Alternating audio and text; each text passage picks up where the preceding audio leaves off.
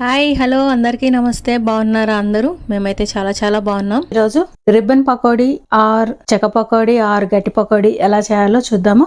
దీనికి ఏమేం కావాలి, ఎలా చేసుకోవాలి, నా స్టైల్లో ఎలా చేస్తాను ఒకసారి చూద్దామా. రండి చూద్దాం.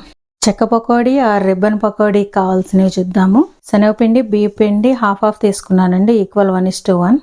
ఇది 4 కప్స్, ఇది 4 కప్స్ తీసుకున్నాను. అండ్ దీంట్లో సాల్ట్, కారం, నువ్వులు, జీలకర్ర వేస్తే గిద్దలు ఎరుక్కుంటుందని నేను జీలకర్ర పౌడర్ కొంచెం వేస్తానండి. అంటే ఇప్పుడు పిండిని కలుపుకుందాము. ముందుగా బటర్ వేసి పిండిని బాగా మిక్స్ చేద్దామండి. ఇంకొంచెం పడుద్ది. ఇది ఇంకా పూర్తిగా రూమ్ టెంపరేచర్కి రాలేదు, కొంచెం గట్టిగా ఉంది. సో కొంచెం లేట్ అవుద్ది పిండి కలపడం.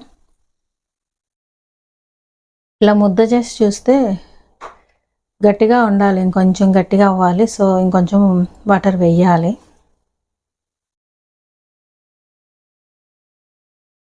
ఐ థింక్ అది మనం తీసుకున్న బటర్ అంతా పట్టేస్తుంది. బటర్ ఎప్పుడు మరీ ఎక్కువైందంటే ఆయిలీగా ఉంటుందండి. మురుకులైనా చక్రాలు ఏ చేసుకున్న హాట్ ఐటమ్స్ సరిపోయేంత వేసుకోవాలి. ఆల్మోస్ట్ ఒక 60 గ్రామ్స్ దాకా పడింది. ముందుగా ఉప్పు అండి,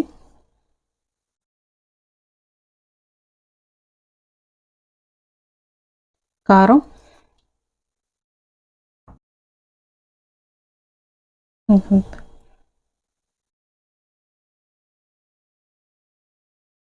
చూసి వేసుకుందామండి. మళ్ళీ జీరా పౌడర్,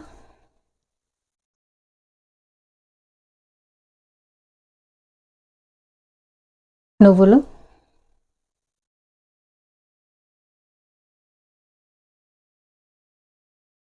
ఇంకా అన్నీ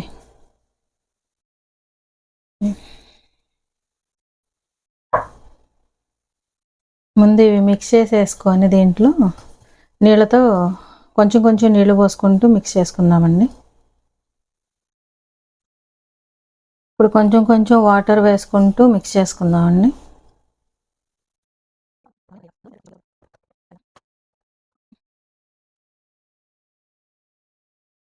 ఉప్పు కారం ఎవరికి సరిపోయేంత వాళ్ళు వేసుకోండి.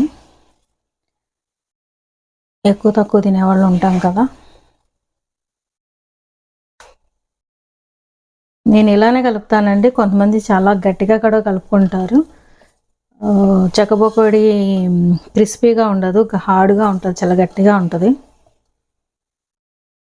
ఫైనల్గా పిండి రెడీ అయిపోయింది. దీన్ని పక్కన పెట్టేసుకొని ఆయిల్ పెట్టేసుకుందాం. ఆయిల్ పెట్టేసానండి, వేడవనిద్దాం. ఈలోపు పిండిని చెక్క పకోడీ గిద్దలో పెట్టేద్దాం. ఈ ప్లేట్ తీసుకున్నాను. ఫస్ట్ దీంట్లో కొంచెం ఆయిల్ వేసుకుందామండి, అతుక్కోకుండా ఉండడానికి.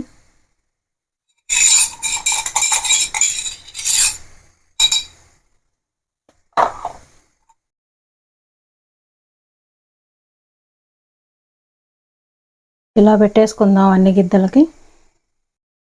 దీనికి ఇప్పుడు లిడ్ వేసేద్దాం. నేను హ్యాండ్ వాష్ చేసుకొని వచ్చి లిడ్ క్లోజ్ చేస్తాను.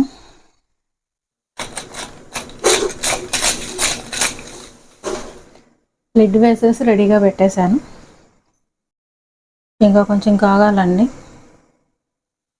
వేయగానే రావట్లేదు పైకి. వేసేద్దామండి ఇంకా.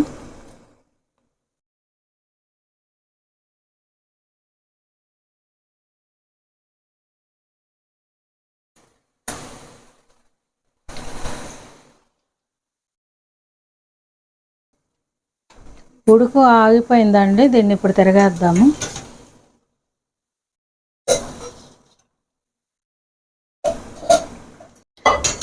తీసేద్దామండి ఇంకా.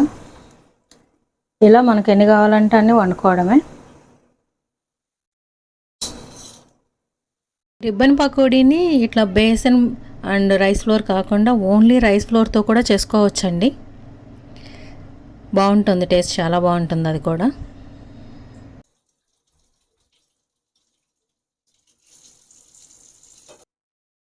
లైట్ కూడా వేస్తే బెస్ట్. అంతే అండి, రిబ్బన్ పకోడీ ఆర్ గట్టి పకోడీ ఆర్ చెక్క పకోడీ రెడీ అయిపోయింది. ఎలా వచ్చిందో మీరు కూడా చేసుకొని కామెంట్ చేయండి. Thank you for watching this video. If you have any suggestions, please comment down below and don't forget to like, share and subscribe.